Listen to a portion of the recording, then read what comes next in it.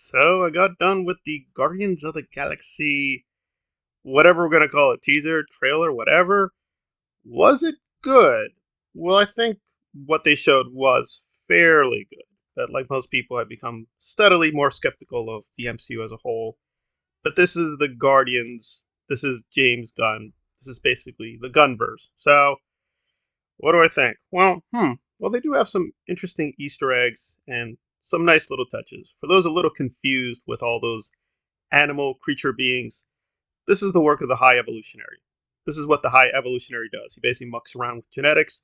He likes creating entire civilizations, mutating people, quote, improving them to follow his weird ideas of evolution. He's not technically a villain, although he does villainous stuff. So he's more of a neutral character, but because he often does things intentionally or accidentally that create global crises, the superheroes have to get involved. And they changed the High Evolutionary, which I am not a fan of. I wish they kept it more to the classical look from the comics.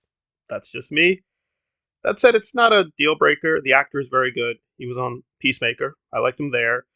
And at least he looks formidable and imposing. Because one of the problems I do have with James Gunn, he makes too many things silly. So at least the High Evolutionary looks really regal, formidable, and imposing. So they got that part at least right.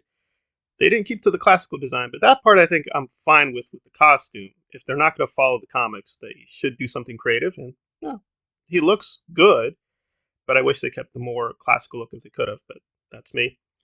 And then we get to Adam Warlock, who I have been a big fan of for a very long time, and I think it's a complete failure. It just does not look right. I don't think Will captured what they needed to do with Warlock.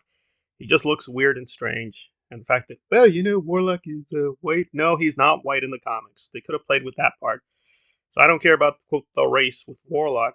I just was hoping the look and the feeling would be there. I don't know what the hell this thing is. So unless this is a very early version of Warlock, where he just goes around beating up people, I don't know what to think of this. So some major negatives, but I do think overall, yeah, this is pretty good. And it seems the story will be we're going into Raccoon's origins. We see Mantis trying to read Rocket and his mind. So presumably this is about his origin story and how he's interconnected with the High Evolutionary and or Warlock, which is very intriguing. So some intriguing ideas. I think overall it does look very good, and it does feel like they're doing something fairly creative, because that has been a big Marvel problem of just lazily copying plots and just updating them, right? Black Widow is just Winter Soldier all over again. So definitely they're going to do something a little bit different, and it looks fun and silly. A lot of the jokes I did like. I love Drax, even though that's not the classical comic version either. I think Dave has done a lot of good stuff there. It's a little puzzling. We don't see a lot of Zoe. That's a little strange. I guess maybe she was busy with the James Cameron film. They kind of hid her away, so that was a little weird. And overall, I'm gonna say yes. I'm very positive on this. I want to confess openly and honestly, I've not been a big fan of Guardians of the Galaxy 1 or 2. I know they're massively popular, but I just don't like them very much. But this one, I'm going to be very open to. It seems it's going to be a more somber, sad tone. Maybe Rocket will have to sacrifice himself. It feels like there's going to be some real dramatic stakes, which I think they've been lacking with the Guardians. So I'm on board. I'm tentatively hopeful. I wish they did keep it more closer to the comics, but that's me. That's my major nitpick. But overall, they have sold me that the basic story and the basic structure will be enjoyable and interesting. And apparently, Stallone is back because he is listed in the credits. So we're going to see more Sly here. So that's interesting. So they do have the ingredients. It seems like overall, I am very persuaded this will be a better entry than the other Marvel entries. Whatever you think about James Gunn, he does have an auteur style. So having an auteur vision overall has been better for the MCU than not, because some of the directors who are talented and also technically auteurs are just very functional.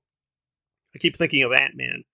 Like almost anything could have directed Ant-Man. They could have just created an AI program and that could have directed the film. So they've had a problem with the directors bringing enough individuality to their projects. So overall, I am recommending this. I do think the trailer did its job. I am sold so far, but again, there are some red flags in terms of the race changes and not keeping to the classical look. And of course, this could all be misleading. This is not about Raccoon at all.